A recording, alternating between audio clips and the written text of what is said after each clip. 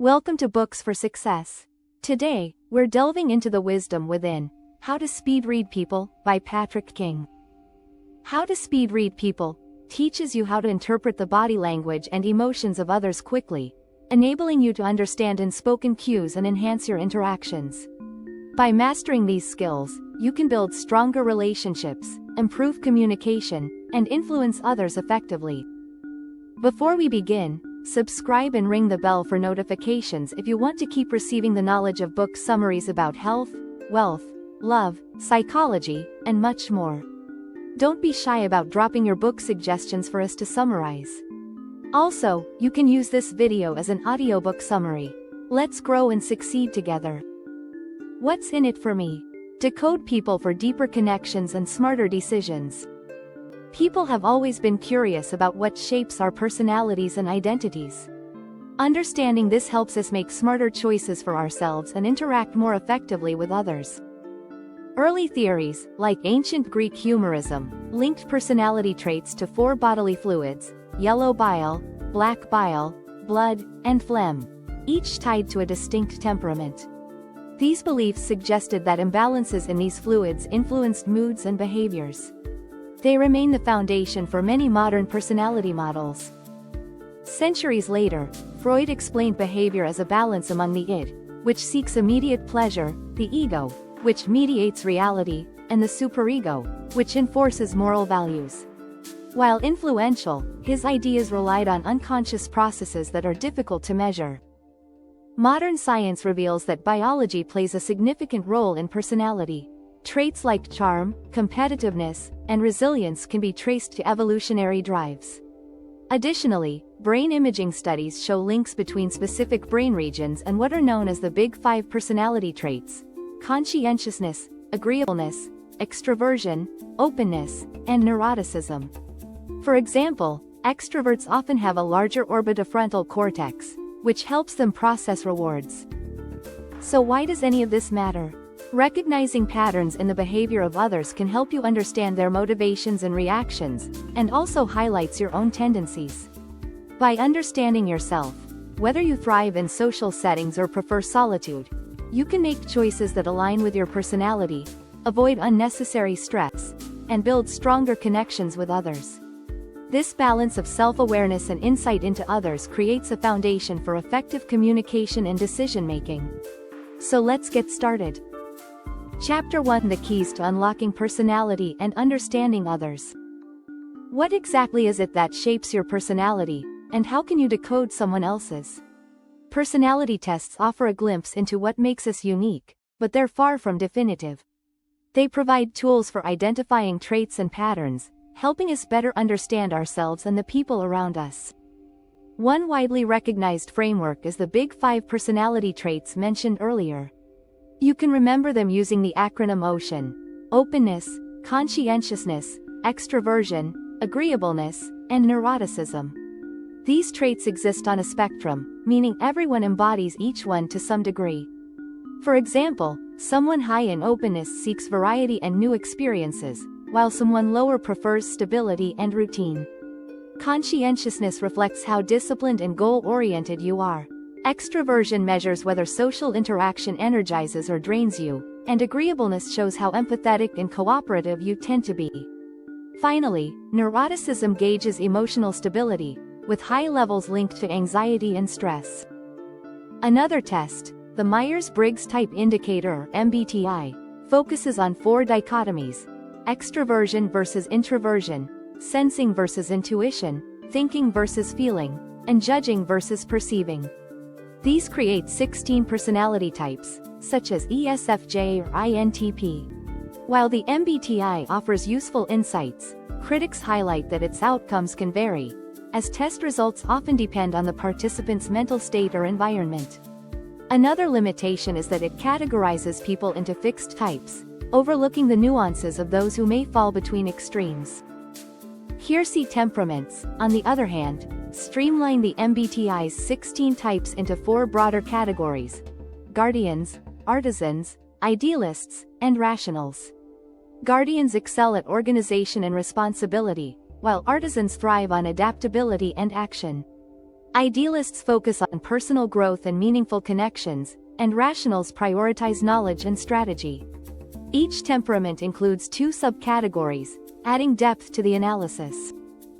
And a further test, the Enneagram, shifts focus toward motivations and self-awareness, encouraging individuals to confront areas for personal growth.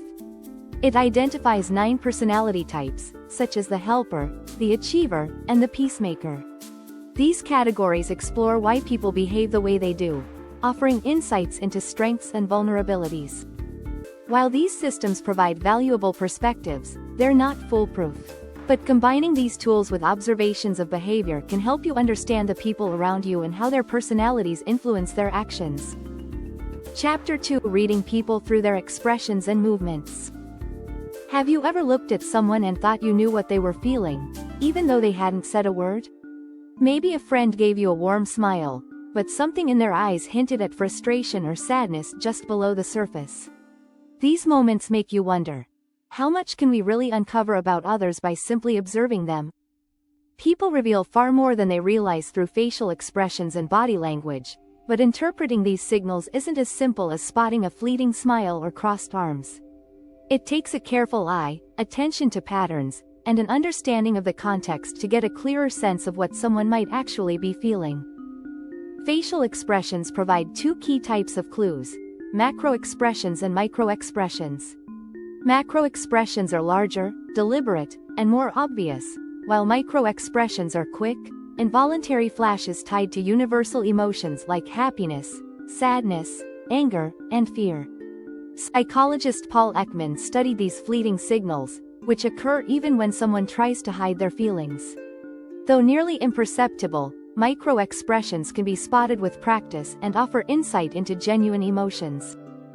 Body language is even broader and often just as revealing. A relaxed posture can signal comfort, while crossed arms or tense shoulders might indicate stress or unease. People often try to soothe themselves unconsciously with pacifying behaviors, like touching their necks or rubbing their temples. Even feet tell stories, pointing toward someone when engaged, or away when they'd prefer to leave. Interpreting these signals means going beyond isolated gestures to look for patterns and context. Someone fidgeting during a meeting might simply be restless, but if they're usually composed, it could hint at something deeper. Finally, the eyes add another layer of insight. Steady gazes suggest confidence, while rapid, restless movements can signal anxiety. These subtle clues, like all nonverbal signals, are pieces of a larger puzzle. Understanding them takes patience and a willingness to see the full picture of what someone is truly expressing. Chapter 3: Decoding emotions to understand people better. Charlotte walked into the office one day with a spring in her step and a new haircut she clearly felt excited about. She asked her coworker Derek what he thought of it. While Derek didn't really care about hairstyles, he knew Charlotte often felt insecure about her appearance and needed some encouragement. "It looks great," he said with enthusiasm, recognizing her emotional need for validation. His thoughtful response made her smile, boosted her confidence, and deepened her trust in him. This small interaction is a perfect example of emotional intelligence in action, a concept popularized by psychologist Daniel Goleman.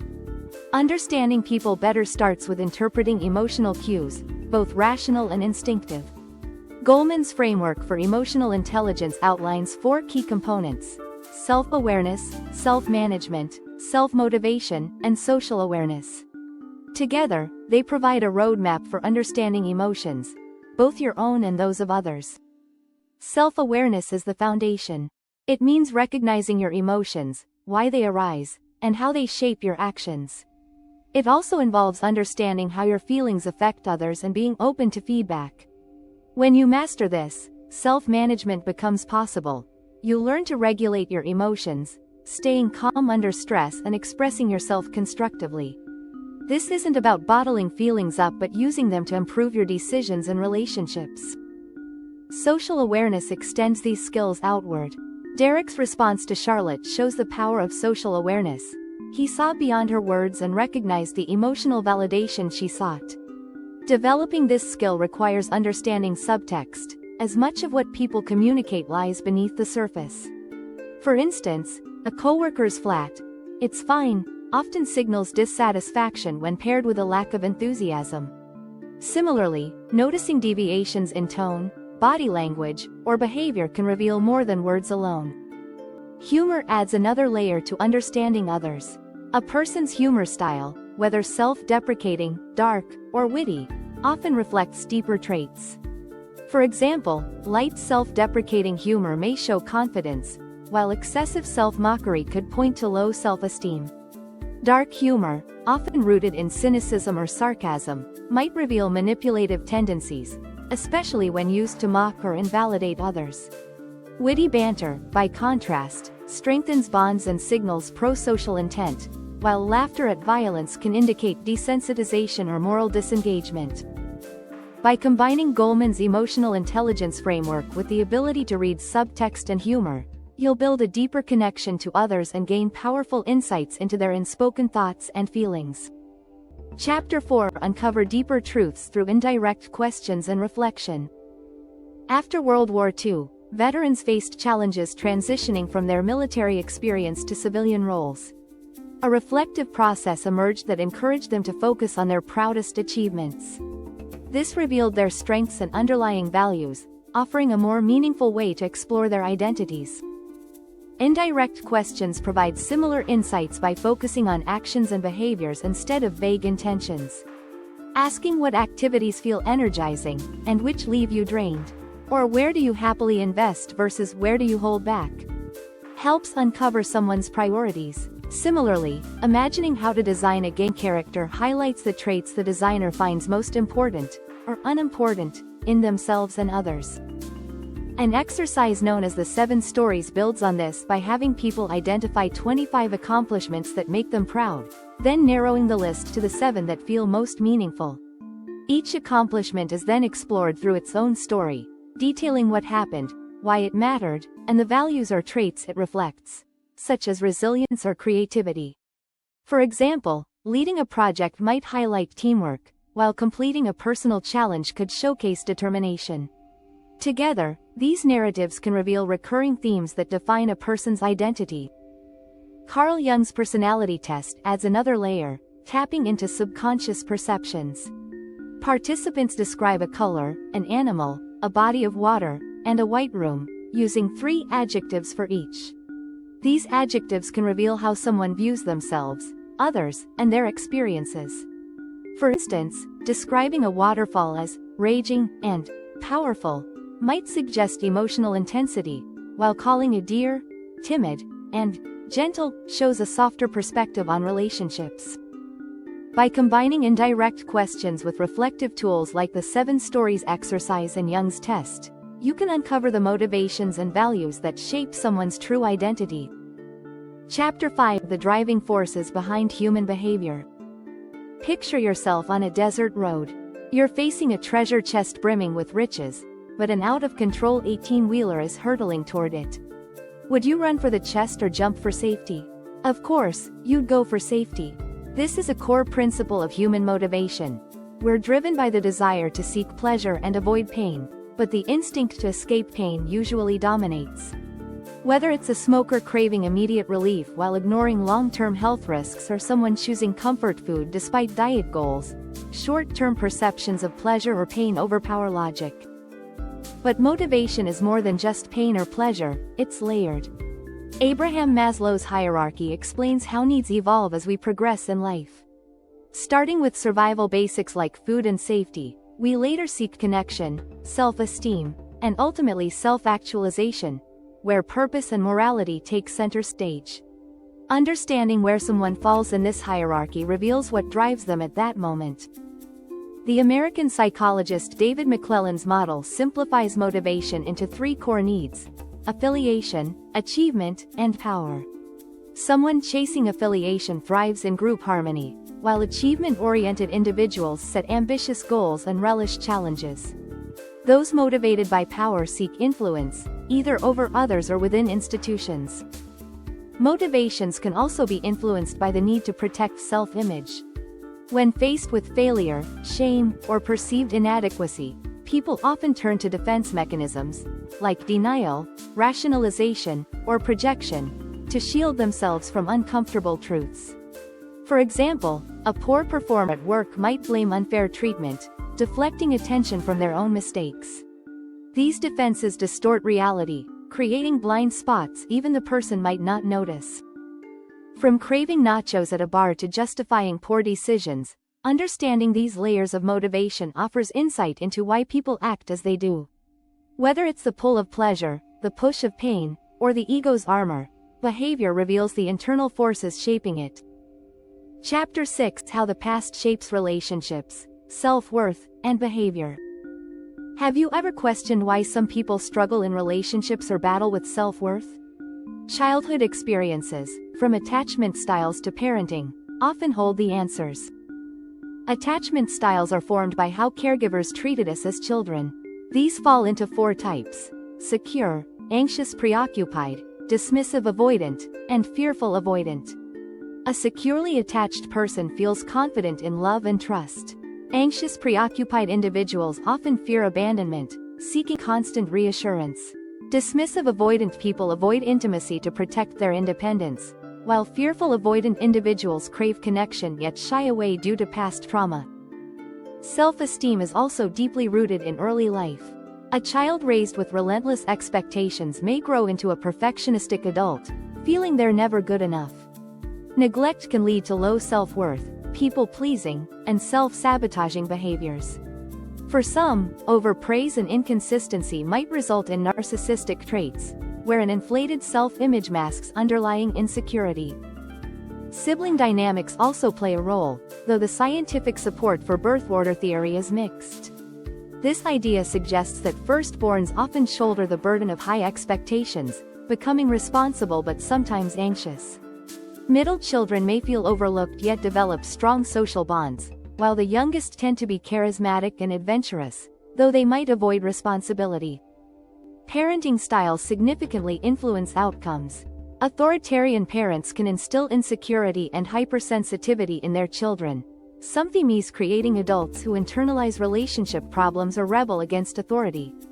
Permissive parenting can lead to poor impulse control and lack of discipline, while uninvolved parents often raise children with low self-esteem and a fear of rejection. Conversely, authoritative parents strike a balance, fostering well-adjusted, emotionally resilient adults. These early influences leave lasting marks, shaping how we behave in relationships, manage emotions, and view the world. By understanding someone's upbringing, be it attachment style, self-esteem, birth order, or parenting, you can gain deeper empathy for their actions and motivations. These clues offer further help in unraveling why people are the way they are. Final words. In this summary, you've learned that understanding and analyzing people is both an art and a science, and how learning about people's personalities and behaviors can transform the way you connect with others. By exploring the roots of human traits and actions, you now have tools to uncover what drives the people around you. Reading people is more than just listening to their words. It's noticing the emotions and intentions revealed through body language, facial expressions, and small gestures. These subtle signs can offer a clearer picture of what someone is feeling or thinking, even when they're trying to hide it. Combined with thoughtful questions and reflective tools, these skills make building and managing relationships easier, whether in professional settings or personal life. Most importantly, these skills help you understand yourself better, too. When you know your own tendencies, strengths, and challenges, you can make smarter choices and build relationships that truly resonate. Thanks for being part of our insightful voyage. If our summary piqued your interest, we encourage you to dive into the complete book for a deeper understanding. Don't forget to like this video, subscribe for more content if you're new here, and share it with others who might find it valuable. Keep on reading, discovering, and advancing until our next adventure.